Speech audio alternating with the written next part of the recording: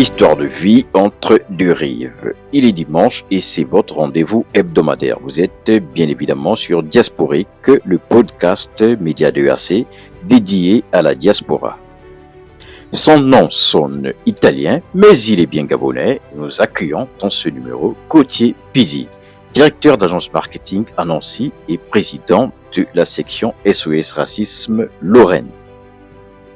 Vivre ailleurs, c'est aussi faire l'objet de stéréotypes et porter en soi des stigmates. Gauthier Pizzi en porte car il a été victime d'une agression raciste en France, un événement malheureux qui a quelque peu façonné son engagement contre les discriminations.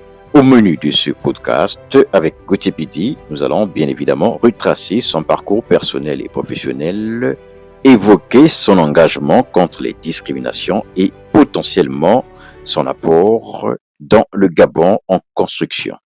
Bonjour Gauthier, Bonjour. pouvez-vous nous retracer votre parcours personnel et professionnel? Alors, par où commencer? Eh bien, je suis né à Nancy, situé dans la région Grand Est, au nord-est de la France. J'ai un parcours que je qualifierais d'atypique, car j'ai plusieurs cordes à mon arc. J'ai effectué des études de commerce international, et à l'issue, j'ai eu l'opportunité de travailler en tant que correspondant local de presse pour un journal.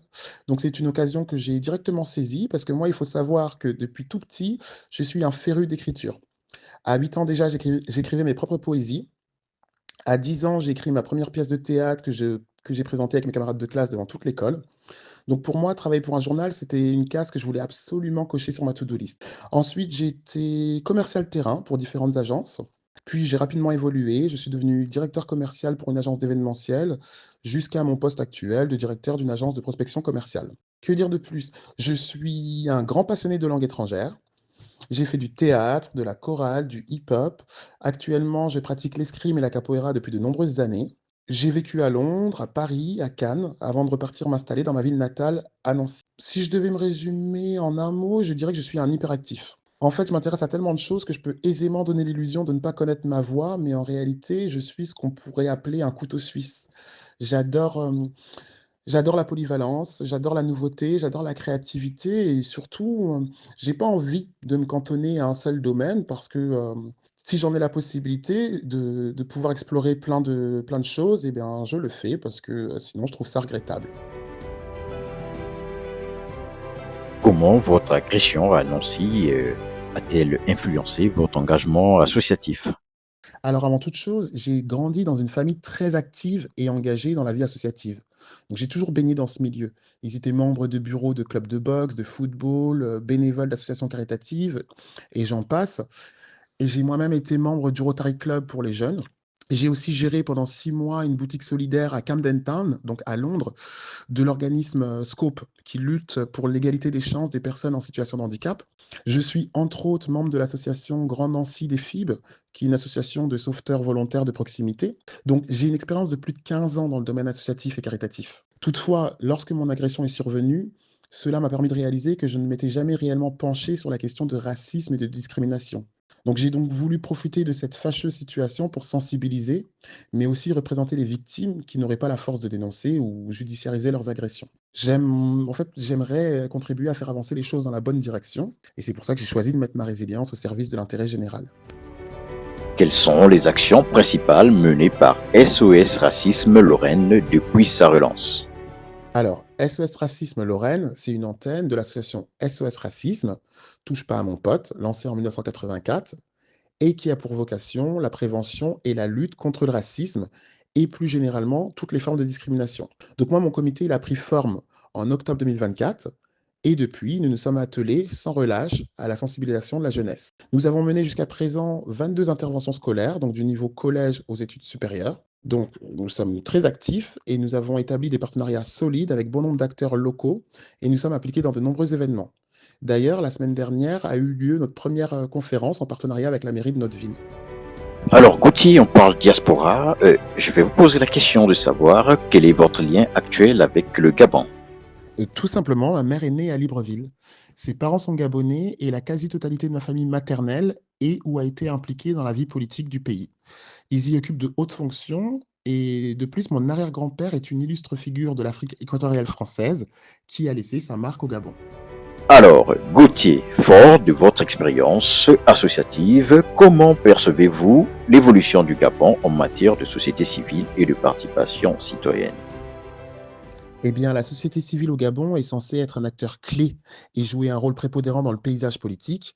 Étant donné qu'elle est censée représenter le peuple et porter la voix de tous les citoyens, il est crucial qu'elle inclue de façon égale aussi bien les partisans des autorités que les opposants.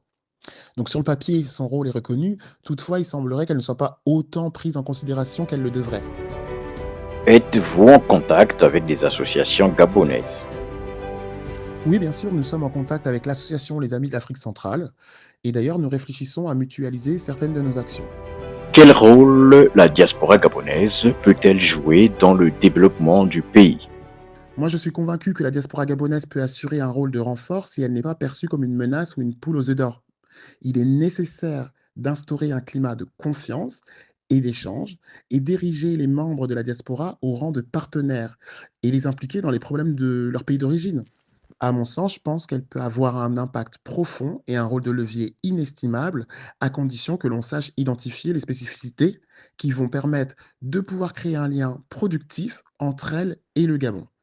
Donc, la présence de structures de contact est nécessaire pour faciliter l'entretien d'un dialogue, non seulement avec les autorités gabonaises, mais également entre les membres de la diaspora eux-mêmes. Parce qu'il est souvent reproché à la diaspora de ne pas faire suffisamment, mais comment voulez-vous qu'elle ait envie de pleinement s'engager lorsqu'il subsiste un déficit de transparence? Donc, si la diaspora n'est pas consciente des réels besoins du pays ou ne dispose d'aucune visibilité de ce qui est fait de l'argent investi, ben, je pense que cela peut vite avoir un effet dissuasif. Gauthier, seriez-vous disposé à partager votre expérience et vos compétences au Gabon? Si oui, Bien sûr, de quelle bien manière? sûr. En revanche, comme je viens de le dire précédemment, au préalable, j'ai besoin d'avoir accès à certaines informations afin d'étendre mes connaissances sur le sujet, dans un premier temps.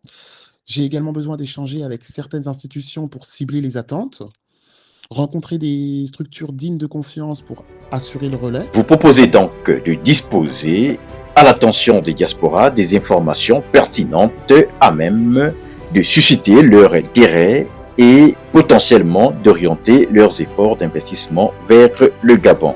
Avez-vous identifié d'autres obstacles? Mmh, alors là, très franchement, ce qui me vient tout de suite en tête, je dirais les critiques hâtives et acerbes sur la soi-disant inertie de la diaspora et plus généralement, le manque de tolérance. Ça, pour moi, ce sont des obstacles majeurs qui forcément ne donnent pas envie à la diaspora de s'impliquer. Ensuite, je rajouterais aussi peut-être l'absence de dialogue, d'information et de mise en contact.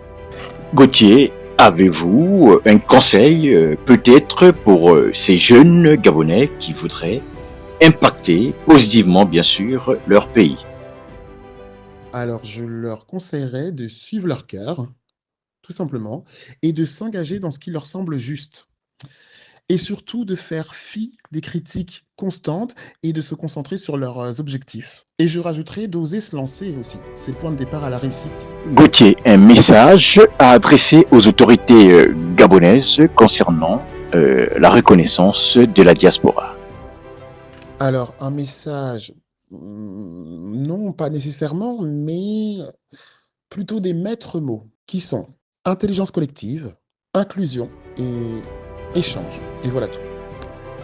Gauthier Pidi, merci. Merci d'avoir accepté donc cette interview. Je rappelle que vous êtes directeur d'une agence marketing à Nancy et président de l'antenne SOS Racisme Lorraine. Chers auditeurs, c'était Diasporique, votre rendez-vous hebdomadaire. On se retrouve dimanche prochain. En attendant, suivez-nous donc sur media2ac.com et bien sûr sur nos réseaux sociaux. À très vite.